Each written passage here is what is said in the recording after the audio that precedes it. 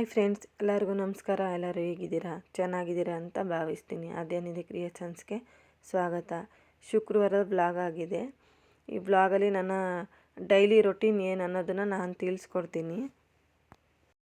ರವೆ ರೊಟ್ಟಿ ಬೇಕು ಅಂತ ಕೇಳಿದ್ರು. ಟಿಫನ್ಗೆ ರೆಡಿ ಮಾಡ್ಕೊತಾ ಇದ್ದೆ. ನನ್ನ ಮಗಳು ಮಲ್ಕೊಂಡಿದ್ದೆ, ಎದ್ದು ಬಂದಳು. ಸ್ಕೂಲ್ಗೆ ಹೋಗೋಕ್ಕೆ ಟೈಮ್ ಆಗುತ್ತೆ, ರೆಡಿ ಆಗು ಅಂತ ಕಳಿಸ್ಬಿಟ್ಟು ಬಂದೆ ನಾನು. ಆವಾಗಲೇ ರವೆನ ನೆನೆಸಿಟ್ಕೊಂಡಿದ್ದೆ. ಈರುಳ್ಳಿ, ಸ್ವಲ್ಪ ಕ್ಯಾರೆಟು, ಮೆಣಸಿನ್ಕಾಯಿ, ಕೊತ್ತಂಬರಿ ಸೊಪ್ಪು ಮತ್ತು ಮೆಂತ್ಯ ಸೊಪ್ಪಿತ್ತು ಮನೇಲಿ, ಅದನ್ನು ಹಾಕ್ಕೊಂಡಿದ್ದೀನಿ. ಉಪ್ಪಾಕಿ ಕಲಿಸ್ಕೊಂಡು ಇವಾಗ ರೊಟ್ಟಿ ಹಾಕ್ಕೊತಾ ಇದ್ದೀನಿ. ನೀರು ಸ್ವಲ್ಪ ಕಡಿಮೆ ಆಯಿತು, ಅದು ಹೇಳೋದು ಮರ್ತೋಗ್ಬಿಟ್ಟಿದ್ದೆ. ನೀರು ಸ್ವಲ್ಪ ಹಾಕ್ಕೊಂಡೆ. ಯಾರು ನಮ್ಮ ಚಾನಲ್ನ ಹೊಸ್ದಾಗಿ ನೋಡ್ತಾ ಇದ್ದೀರೋ ಸಬ್ಸ್ಕ್ರೈಬ್ ಮಾಡ್ಕೊಳ್ಳಿ, ಬೆಲ್ ಐಕನ್ ಕ್ಲಿಕ್ ಮಾಡಿ, ಕಮೆಂಟ್ ಮಾಡಿ. ಯಾವ ಥರ ರೆಸಿಪಿ ಬೇಕು ಅಂತ ಕಮೆಂಟ್ ಬಾಕ್ಸಲ್ಲಿ ತಿಳಿಸಿ. ಫ್ರೆಂಡ್ಸ್ ಆ್ಯಂಡ್ ಫ್ಯಾಮಿಲಿಗೆ ಶೇರ್ ಮಾಡಿ. ನನ್ನ ಮಗಳು ಬಂದಳು, ಅಮ್ಮ ಟೈಮ್ ಆಗ್ತಾಯಿದೆ ಹಾಕ್ಕೊಡಿ ಅಂತ ಹಾಕ್ಕೊಟ್ಟೆ.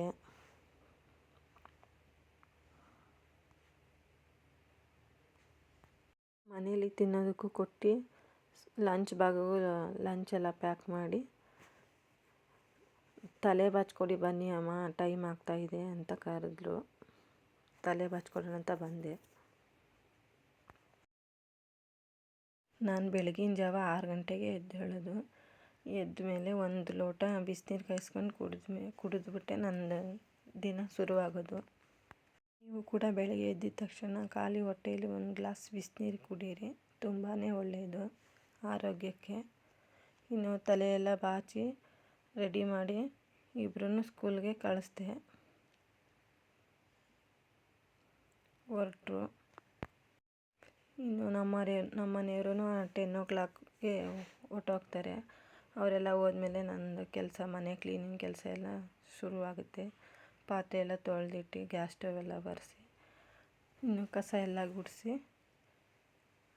ಈಚೆ ಕಡೆ ಸ್ವಲ್ಪ ಚಿಕ್ಕದು ಜಾಗ ನಮಗೆ, ರಂಗೋಲಿ ಬಿಡೋಗೂ ಚಿಕ್ಕದು. ಅಲ್ಲೂ ಕಸ ಎಲ್ಲ ಗುಡಿಸಿ ಎಲ್ಲ ತೊಳೆದು ಮನೆ ಒರೆಸೋಣ ಅಂತ ಒಳಗಡೆ ಬಂದೆ. ಮಾಪು ನಮ್ಮದು ಮುರಿದೋಗಿತ್ತು, ಅದಕ್ಕೆ ನಾನು ಬಟ್ಟೆ ಎಲ್ಲ ಒರೆಸ್ಕೊಂಡು ಮನೆಯೆಲ್ಲ ಕ್ಲೀನ್ ಮಾಡಿಕೊಂಡು ಇನ್ನು ಫ್ರೆಶ್ ಅಪ್ ಆಗಿ ಪೂಜೆ ಮಾಡೋಣ ಅಂತ ಬಂದೆ. ನಮ್ಮ ದೇವ್ರ ಮನೆ ಎತ್ತರದಲ್ಲಿ ಇರೋದ್ರಿಂದ ನಾನು ಚೇರ್ ಹಾಕ್ಕೊಂಡೆ ಪೂಜೆ ಮಾಡಬೇಕು. ಪೂಜೆ ಎಲ್ಲ ಮುಗಿಸಿ ಇನ್ನು ಸಂಜೆಗೆ ಮಕ್ಕಳೆಲ್ಲ ಬಂದರು. ಡ್ರಾಯಿಂಗ್ ಮಾಡ್ತೀನಿ ಅಂತ ಮಾಡ್ತಾಯಿದ್ಲು.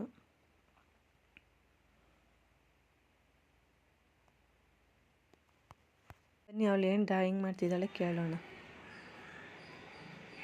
ಏನು ಮಾಡ್ತಿದ್ದೆ ಬಂಗಾರಿ ನೀನು? ಸಂಜೆಗೆ ಸೊಪ್ಪು ಮಾಡೋಣ, ಮಸೊಪ್ಪು ಅಂತ ಸೊಪ್ಪೆಲ್ಲ ತೊಗೊಂಬಂದಿದ್ದೆ.